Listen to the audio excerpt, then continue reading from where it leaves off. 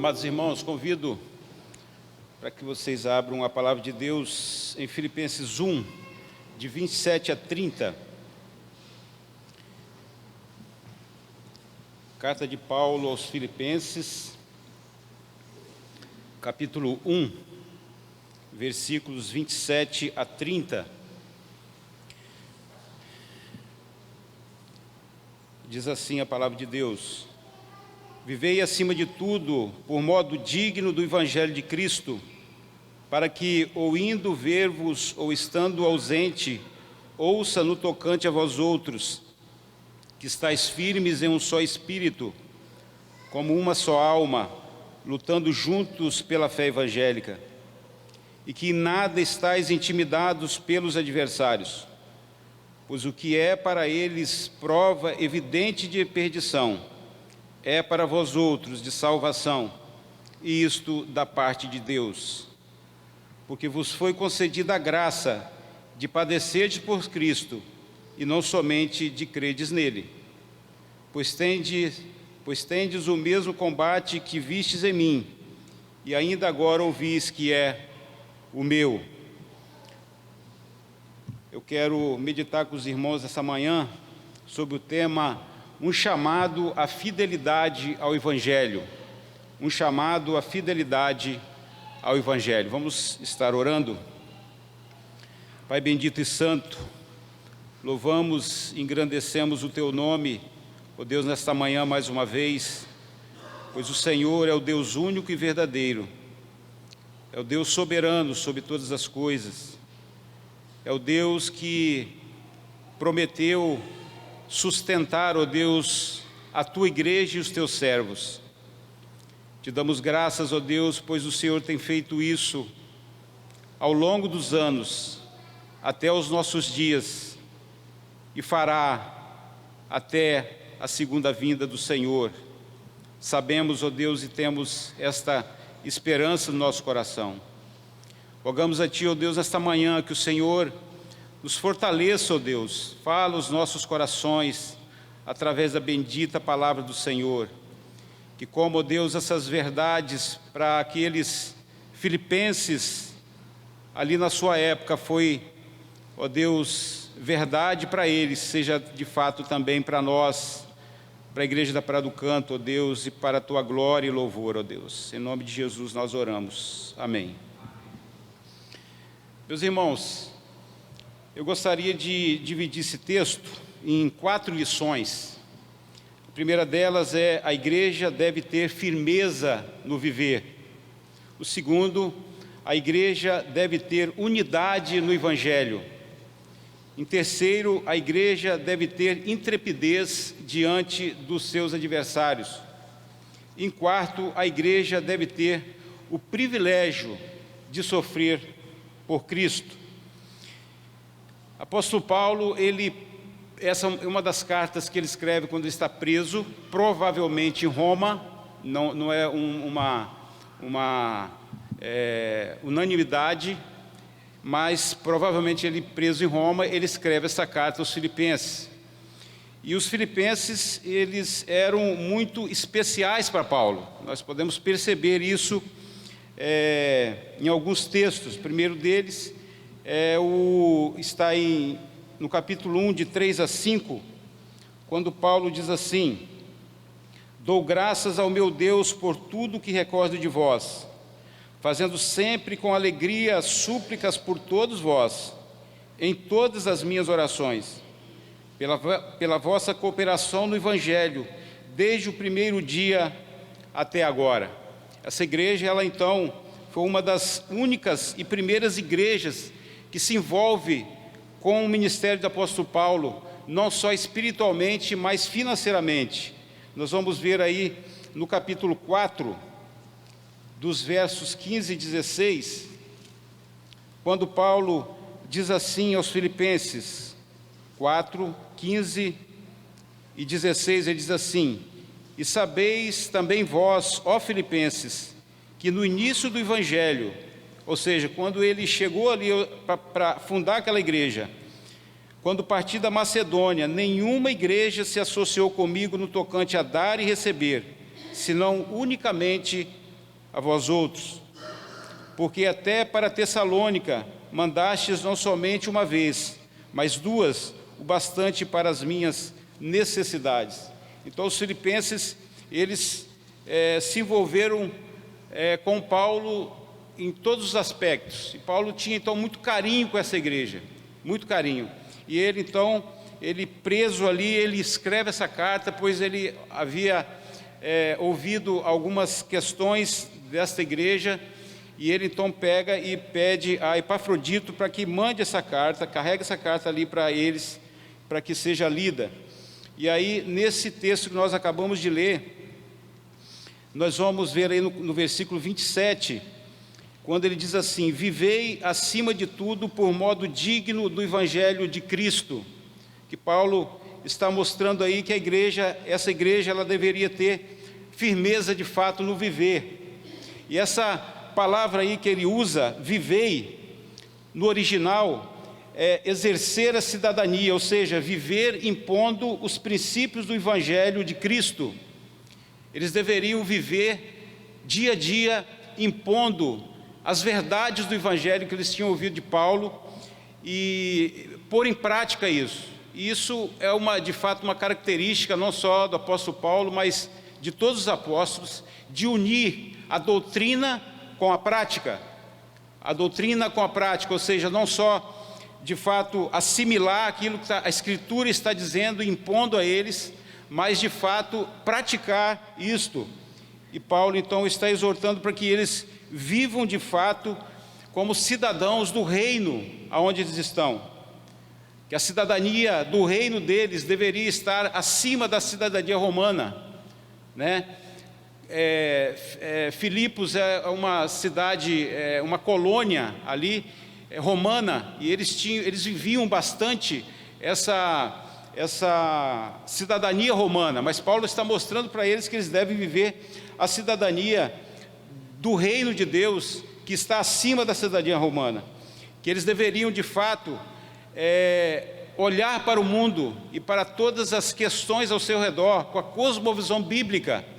O Evangelho deveria estar impregnado nos seus corações daqueles filipenses ali. E só nesse versículo, Paulo usa 2 vezes a palavra Evangelho. Ele diz, acima de tudo, por modo digno do Evangelho de Cristo. E no final ele diz assim, lutando juntos pela fé evangélica. Então nós precisamos entender de fato que nós precisamos de viver este Evangelho, mas a pergunta que nós devemos fazer para nós mesmos é o seguinte: como podemos impor os princípios do Evangelho? Ou o que é o Evangelho?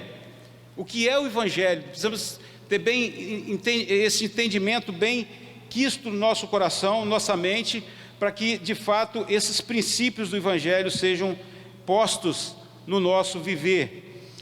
E nós vamos ver aí o seguinte, que o Evangelho é o poder de Deus para a salvação de todo aquele que crê. Paulo diz isso lá em Romanos, capítulo 1, versículo 16, quando Paulo diz assim: pois não me envergonho do Evangelho, porque é o poder de Deus para a salvação de todo aquele que crê, primeiro do judeu e também do grego. Paulo não se envergonhava do Evangelho. Muitas vezes nós podemos perceber que quando nós vamos pregar o Evangelho para aqueles que estão ao nosso redor, muitas vezes nós somos envergonhados, mas não devemos nos envergonhar do Evangelho, porque é o poder de Deus, é a dinamite de Deus para transformar o coração de pedra do homem que está perdido. Então o Evangelho é o poder de Deus para a salvação de todo aquele que crê, de todo homem. O Evangelho é de Deus. Paulo vai dizer isso aí em 1 Tessalonicenses, capítulo 2, versículo 9,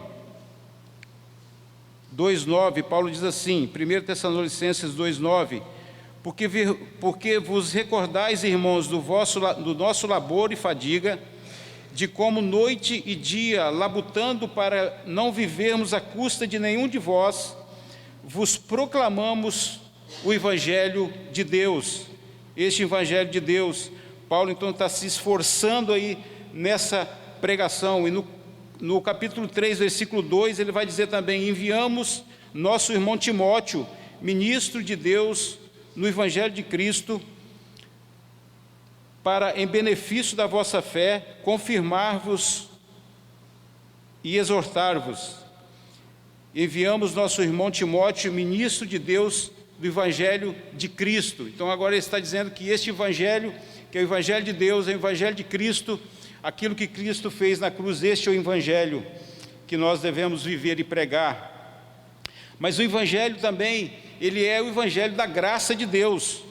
Paulo vai dizer isso lá em Atos dos Apóstolos, capítulo 20, quando ele está ali com os presbíteros em Éfeso, ele diz assim, 20 e 24, Paulo diz assim: porém em nada considero preciosa a vida, porém em nada considero a vida preciosa para mim mesmo, contando que complete a minha carreira e o ministério que recebi do Senhor Jesus, para testemunhar o Evangelho da graça de Deus. Este Evangelho é o Evangelho da graça de Deus. O Evangelho é a mensagem da substituição do que Cristo fez pelos seus eleitos. Este é o Evangelho, é aquilo, é a mensagem da substituição. Nós podemos ver Paulo também em Gálatas 2:20, Gálatas 2:20, quando Paulo diz assim: logo já não sou eu quem vive, mas Cristo vive em mim, e este viver que agora tenho na carne, vivo pela fé no Filho de Deus, que me amou e a si mesmo se entregou por mim. Ou seja, Cristo morreu na cruz ali por mim, por cada um dos seus eleitos. O que é mais importante, meus irmãos, nessas notícias do Evangelho, não é o que nós fazemos, mas o que Deus fez por nós em Cristo Jesus. O Evangelho de Cristo, ele não é centralizado no homem, mas em Deus, desde o início até o fim. Desde o início até o fim. Exatamente aquilo que Cristo fez na cruz por nós, em todos os aspectos, para que nós estivéssemos aqui agora diante dele. Devemos ter absoluta certeza no nosso coração de que o Evangelho é a verdade absoluta de Deus para todo o homem. O Evangelho não é isso que tem sido ouvido nos nossos dias por muitos, aonde alegam que cada um tem a sua verdade, que numa mesa pode se sentar um católico romano, um espírita, um presbiteriano, um budista, e todos eles estão pregando a verdade. De jeito nenhum. O Evangelho é o Evangelho de exclusividade. Só existe um caminho para Deus, que é Cristo Jesus. É a verdade do qual todas as outras alegações de verdades têm que ser submetidas. O Evangelho é o Evangelho, de fato, da verdade absoluta e única de Deus para todo o homem. Mas, em segundo lugar, Paulo exorta aí aqueles filipenses a que eles devem ter unidade no Evangelho. Unidade no Evangelho. Ele diz assim no versículo 27, vivei acima de tudo por modo digno do Evangelho, para que, ou indo ver-vos, ou estando ausente, ouça no tocante a vós outros que estáis firmes, em um só espírito, como uma só alma, lutando juntos pela fé evangélica. Paulo exorta ali os filipenses a exercerem a cidadania de modo digno do Evangelho, independente de sua presença ou não, quando ele diz assim, ou indo ver-vos, ou estando ausentes. Paulo, ali daquela prisão, ele não sabe ao certo se ele voltará àquela igreja, então ele está dizendo, olha, estando na minha ausência ou não, vocês precisam viver o Evangelho com firmeza e viver a unidade do Evangelho. E aí nós podemos, meus irmãos, ver como que tantas vezes nós percebemos em vida de alguns irmãos que, quando estão na igreja, têm uma vida de piedade, mas quando está fora, longe daqueles que da igreja estão vendo, eles são outra pessoa. Precisa, de fato, Paulo está chamando a atenção desses filipenses de que eles estando ali presente ou ausente, eles precisam viver essa unidade no Evangelho, precisam viver essa firmeza no Evangelho. A igreja deve estar unida em favor da fé evangélica, a fé do Evangelho, sem se comprometer com heresias. A igreja precisa estar firmada, de fato, nessas verdades e unida numa só alma, numa só fé, como ele diz aí no versículo, firmes em um só espírito, como uma só alma, lutando juntos pela fé evangélica. É interessante, meus irmãos, como que Paulo, a gente vê nitidamente como que ele faz uma diferenciação da pregação verdadeira da Escritura e da pregação que é herética.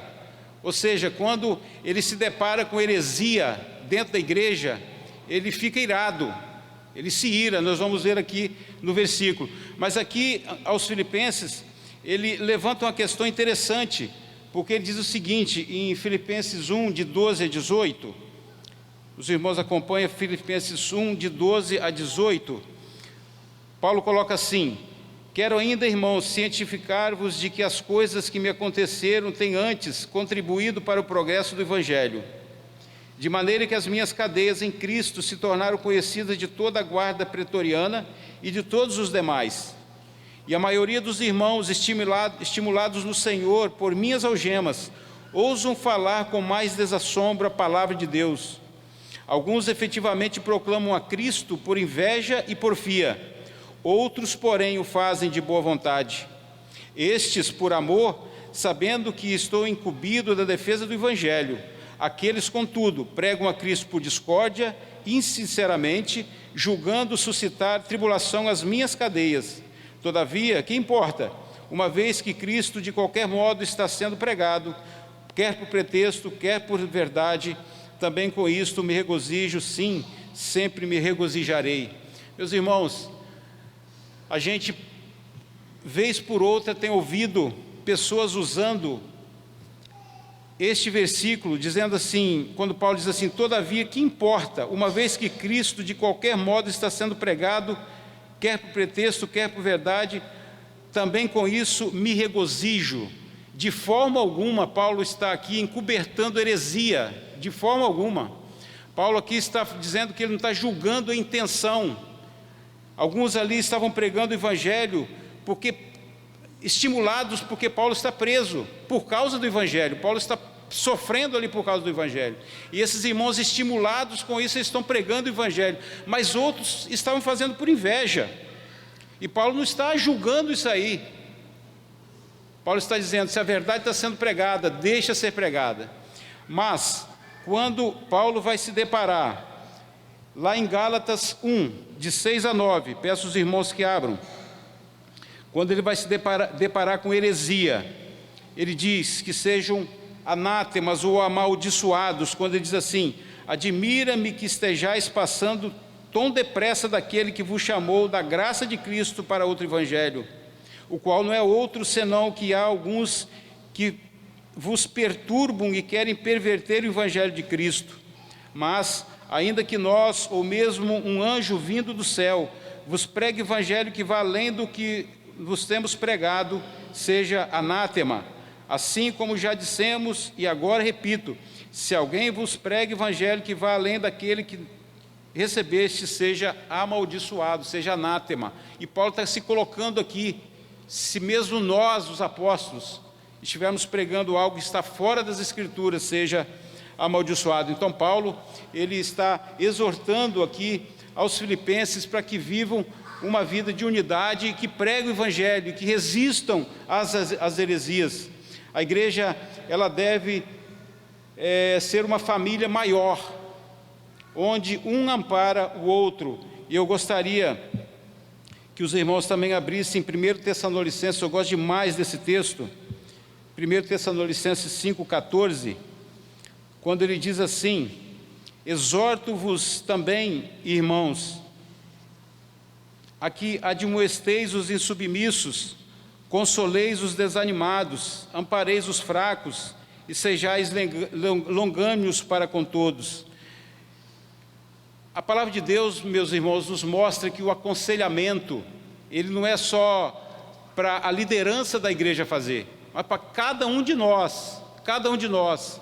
Você sentado aí no seu banco, você começa a conversar com o irmão, e ele começa a te contar alguma situação. É nesse momento que você precisa estar com o coração cheio da Escritura, para aconselhá-lo biblicamente, para exortá-lo. Ele diz aí então que nós devemos uns aos outros admoestar, consolar, amparar, e sejais longânimos para com todos.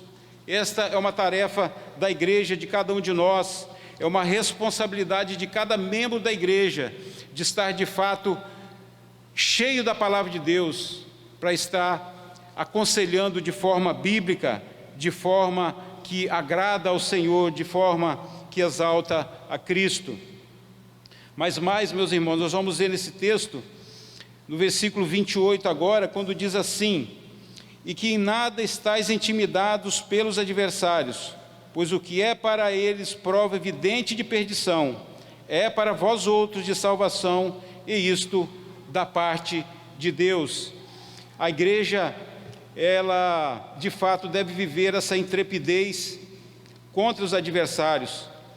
Não devemos nos intimidar diante dos nossos adversários, e nós temos um grande motivo, de nós estarmos exaltando ao nosso Deus, pela nossa igreja, pela Igreja Presbiteriana do Brasil, pois no final do mês passado agora tivemos o Supremo Concílio, e nós estivemos orando por essa reunião tão importante da igreja, que ela acontece de 4 em 4 anos, e nós já devemos estar orando pelo próximo Supremo Concílio, porque as pressões são muito grandes sobre a igreja. E apesar de toda a pressão externa da mídia em alguns assuntos da IPB, e também de muitos dentro da própria igreja, adversários de dentro da própria igreja, a Igreja Presbiteriana do Brasil tomou decisões bíblicas que exaltaram de fato a Cristo. Nós devemos louvar a Deus por isso, e devemos sempre estar pedindo a Deus, não só para nós, mas para a nossa igreja, para que ela de fato não se intimide diante dos adversários, diante das pressões do mundo. O Senhor Jesus, quando Ele diz lá em Mateus 16:18, que as portas do inferno não prevalecerão contra a igreja, Ele está dizendo ali que a igreja jamais estará na defensiva, jamais.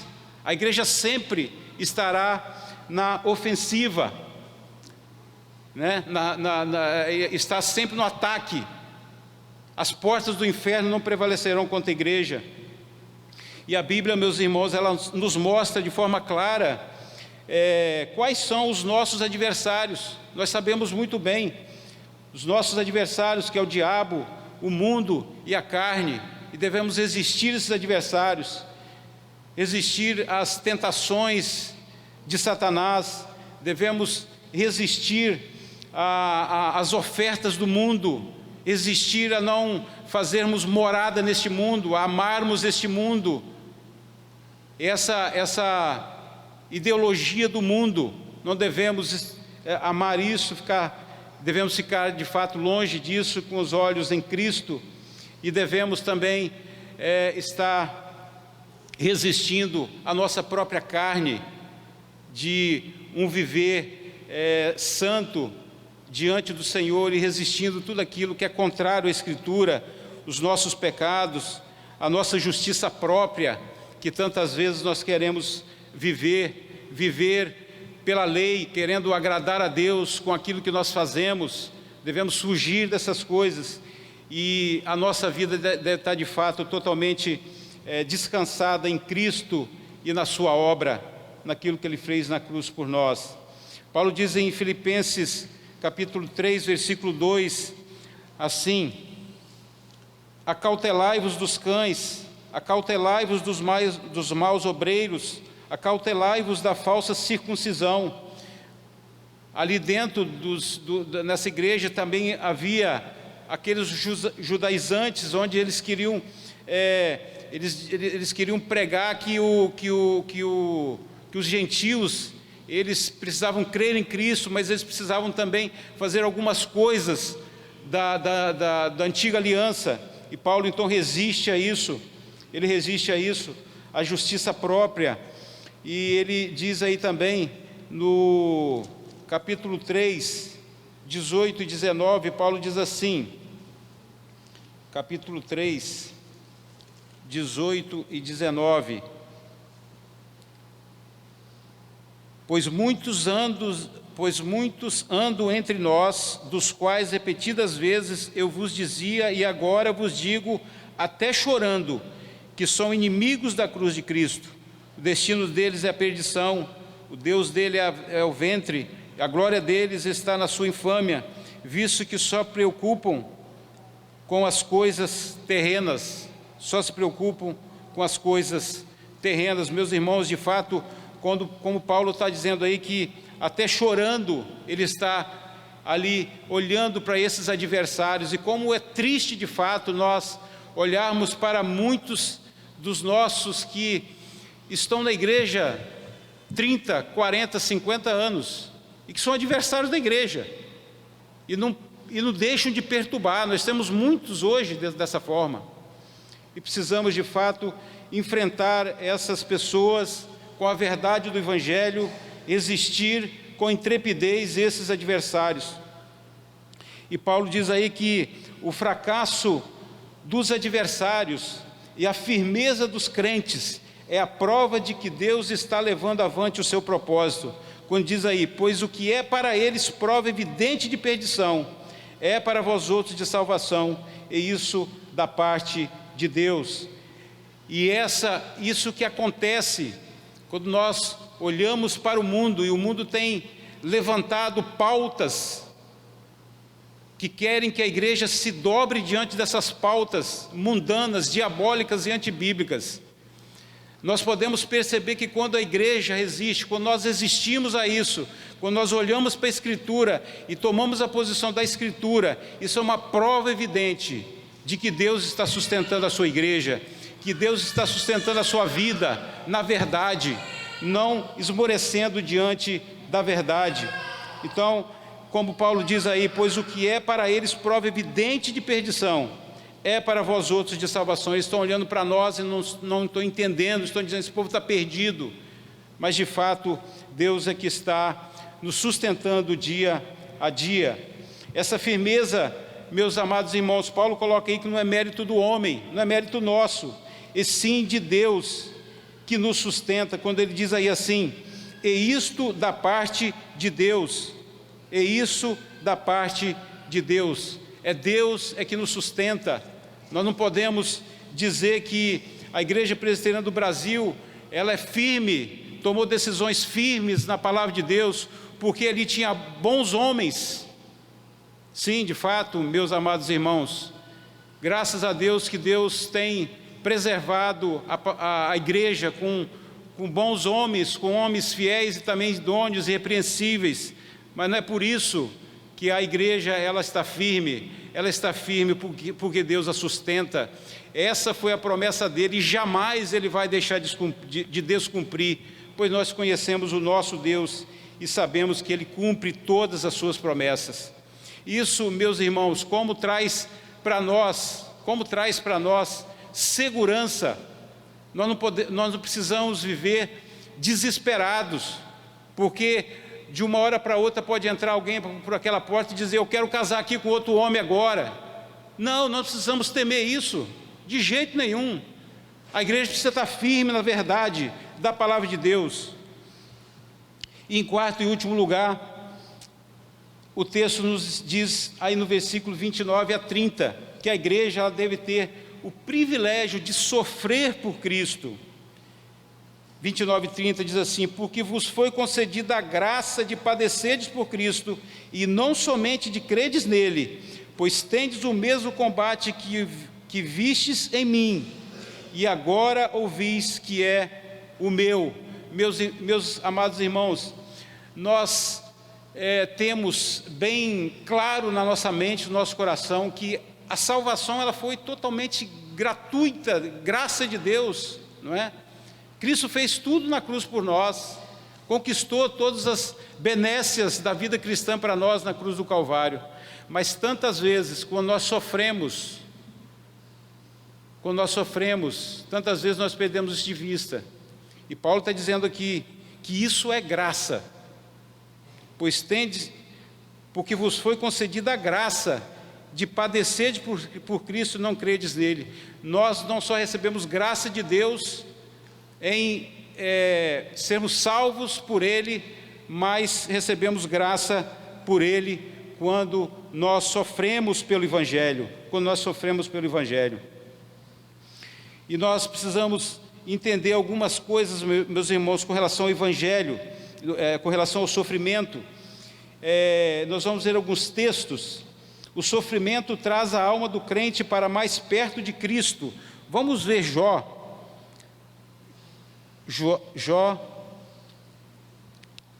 capítulo 42, versículos 5 e 6. Jó 42, 5 e 6, quando Jó passa por todo aquele sofrimento na sua vida, sofrimento que talvez nenhum de nós vai passar. Ele diz assim: eu te conhecia só de ouvir, mas agora os meus olhos te veem. Por isso me abomino e me arrependo no pó e na cinza. Que bênção que foi esse sofrimento para a vida de Jó. Nós vamos ver também no Salmo 119, versículo 67, quando o salmista diz assim: antes de ser afligido, andava errado, mas agora guardo a tua palavra. Versículos 71 e 72, também ele diz assim: foi-me bom ter eu passado pela aflição, para que aprendesse os teus decretos. Para mim, vale mais a lei que procede da tua boca, do que milhares de ouro ou de prata. Como que ele diz aqui que foi bom ter ele passado pela aflição, pois isso o levou para mais próximo de Cristo. O sofrimento do crente gera a convicção de que o Espírito de Cristo repousa sobre ele. Nós vamos ver 1 de Pedro, versículo 4, 14 a 16, ele diz assim: se pelo nome de Cristo sois injuriados, bem-aventurados sois, porque sobre vós repousa o Espírito da glória de Deus. Não sofra, porém, nenhum de vós como assassino, ou ladrão, ou malfeitor, ou como quem se intromete em negócio de outrem. Mas se sofrer como cristão, não se envergonhe disso, antes glorifique a Deus com esse nome. E é exatamente aquilo que Paulo está falando lá aos Filipenses. Ele não está falando ali do sofrer por ser ladrão ou malfeitor. Não, ele está falando do sofrimento do Evangelho, que nós devemos estar, de fato, agradecendo a Deus por esse sofrimento. O nosso irmão Tito, na quarta-feira passada, quem não veio perdeu, ele falou sobre algumas questões do sofrimento de Cristo, e ele colocou exatamente isso, que o sofrimento de Cristo foi um sacrifício salvífico, foi um sacrifício totalmente diferente do nosso, e nós devemos, de fato, agradecer a Deus por estar sofrendo por este Evangelho. Devemos, de fato, ter o coração grato.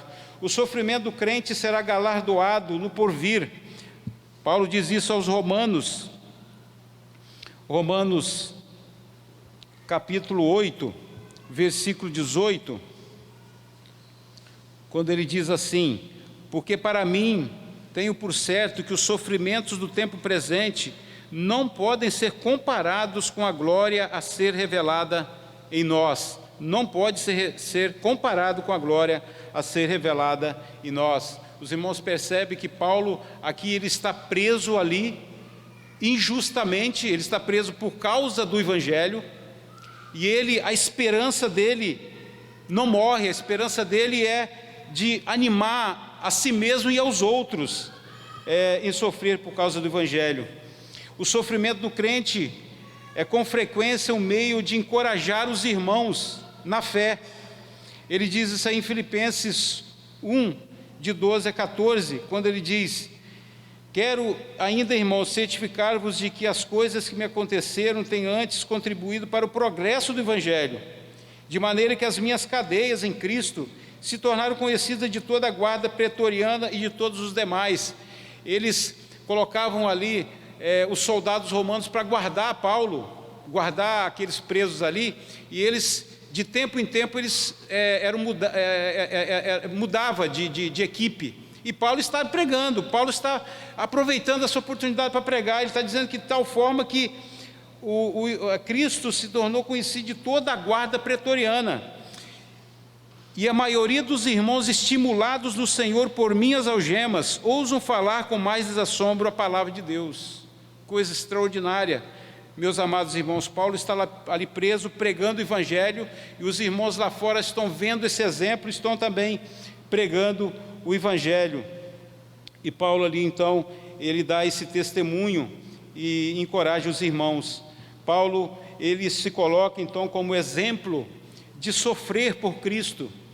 Ele coloca ali como exemplo de sofrer por Cristo para aqueles filipenses. E eu gostaria, irmãos, agora que os irmãos abrissem comigo Atos, capítulo 16, quando nós vamos ver o seguinte, a partir do verso 11, esse texto é exatamente o texto quando Paulo chega ali aos filipenses para pregar o Evangelho, para fundar essa igreja. E ele então, quando ele diz aí, ele diz assim, pois tende, versículo 30 de 1 Filipenses, ele diz assim, pois tendes o mesmo combate que vistes em mim, e agora ouvis que é o meu. Ou seja, eles tinham visto essa passagem aqui que nós vamos ler agora, é a passagem de qual Paulo está dizendo que eles viram lá no início da igreja deles. Então, ele diz aí a partir do versículo 11 de Atos 16, tendo, pois, navegado de Troade, seguimos em direitura a Samotrácia, no dia seguinte a Neápolis, e dali a Filipos, cidade da Macedônia, primeira do distrito e colônia. Nessa cidade permanecemos alguns dias, Paulo e Silas. No sábado, saímos da cidade para junto do rio, onde nos pareceu haver um lugar de oração, e assentando-nos, falamos às mulheres que para ali tinham concorrido. Certa mulher chamada Lídia, da cidade de Tiatira, vendedora de púrpura, temente a Deus, nos escutava. O Senhor lhe abriu o coração para atender às coisas que Paulo dizia. Depois de ser batizada ela e toda a sua casa, nos rogou dizendo, se julgais que eu sou fiel ao Senhor, entrai em minha casa e aí ficai. E nos constrangeu a isso.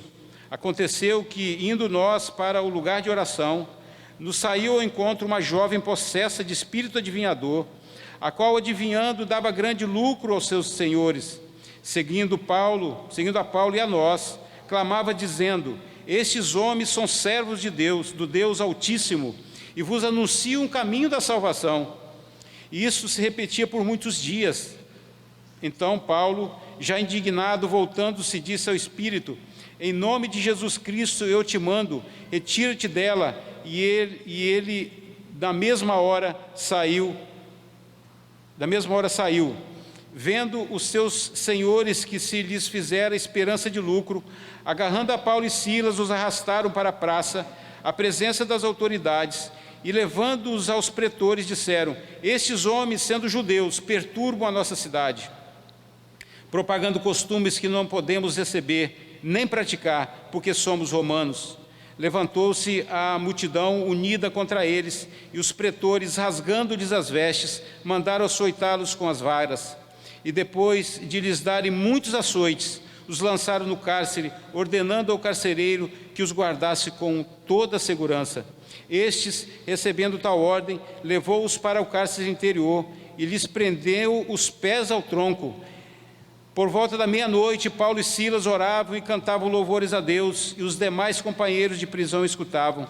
De repente, sobreveio tamanho terremoto que sacudiu os alicerces da prisão, abriu-se de todas as portas e soltaram as cadeias de todos. O carcereiro despertou do sono e, vendo abertas as portas do cárcere, puxando a espada, ia suicidar-se. supondo que os presos tivessem fugido. Mas Paulo bradou em alta voz: não te faças nenhum mal, que todos aqui estamos. Então o carcereiro, tendo pedido uma luz, entrou precipitadamente, trêmulo, prostrou-se diante de Paulo e Silas. Depois, trazendo-os para fora, disse: senhores, que devo fazer para ser salvo? Respondeu-lhe: crê no Senhor Jesus, será salvo tu e tua casa. E lhe pregaram a palavra de Deus e a todos de sua casa. Naquela mesma hora da noite, cuidando deles, lavou-lhes os vergões dos açoites. A seguir foi ele batizado e todos os seus. Meus irmãos, Paulo está dizendo aqui: pois tendes o mesmo combate que vistes em mim. Ele está dizendo: vocês têm o exemplo diante de vocês do que é sofrer pelo Evangelho, e vocês devem continuar agradecendo a Deus por este privilégio. Paulo, de fato, ele é um imitador de Cristo. Lá em 1 Coríntios 11:1, ele diz: sede meus imitadores, como eu sou de Cristo.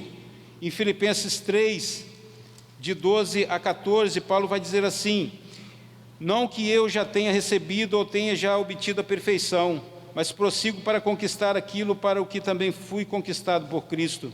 Irmãos, quanto a mim, não julgo havê-lo alcançado, mas uma coisa eu faço, esquecendo-me das coisas que para trás ficam e avançando para as que diante de mim estão, prossigo para o alvo, para o prêmio da soberana vocação de Deus em Cristo Jesus. Todos, pois, que somos perfeitos, tenhamos este sentimento, e se porventura pensais de outro modo, também isso Deus vos esclarecerá. Todavia andemos de acordo com o que já alcançamos. Paulo, ele caminha sofrendo pelo Evangelho, mas com os olhos fitos em Cristo. Então Paulo conclama ali aos filipenses a terem o mesmo sentimento que houve em Cristo Jesus, como nós lemos nesta manhã na nossa liturgia: tende em vós o mesmo sentimento que houve também em Cristo Jesus, pois ele, subsistindo em forma de Deus, não julgou com usurpação o ser igual a Deus. Meus amados irmãos, Paulo conclama aquela igreja de Filipos a viver a firmeza no Evangelho, a viver na unidade do Evangelho, agradecendo a Deus pelo sofrimento que tem passado, da mesma forma que ele conclama aquela igreja ali, ele conclama a igreja da Praia do Canto a estar vivendo dessa forma, olhando sempre para a Escritura, jamais se moldando ao mundo e aquilo que o mundo tem pregado, mas pelo contrário, sempre com a Escritura. Eu gostaria de concluir dizendo o seguinte: como que está a sua firmeza, meu amado irmão, no Evangelho de Cristo? Como está a sua firmeza?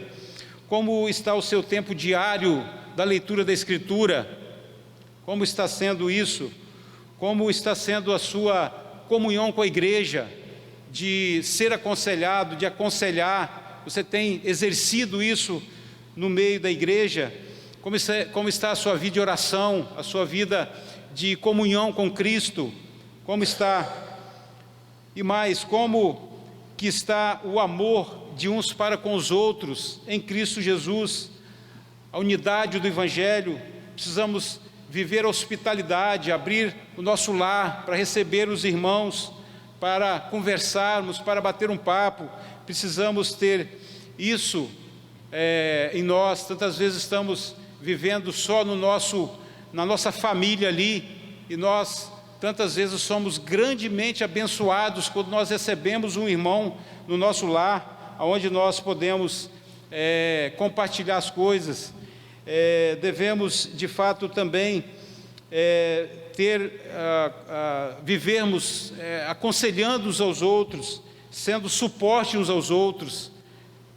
Isso é o que Paulo conclama ali à igreja de Filipos, e também que conclama a nossa igreja. Meus amados irmãos, esta manhã, como você tem enfrentado as adversidades da vida? Como você tem enfrentado as adversidades da vida? As enfermidades, as perseguições por causa do Evangelho. Tantas vezes você é desanimado em pregar porque você é resistido. Não deve ser feito assim. Quantas vezes nós nos desanimamos também com relação aos reveses financeiros, devemos estar humildemente aos pés de Cristo para, de fato, recebermos graça e misericórdia da parte dEle.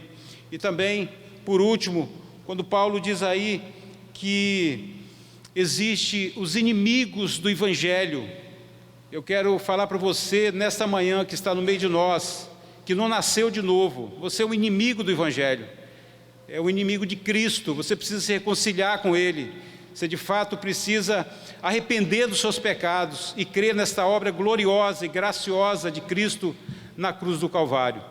Que Deus nos abençoe, que Deus nos dê graça e que Deus faça de nós, da Igreja Presbiteriana do Brasil e da Igreja Presbiteriana da Praia do Canto, uma igreja que de fato viva o Evangelho de forma que glorifica a Cristo e para a glória dEle.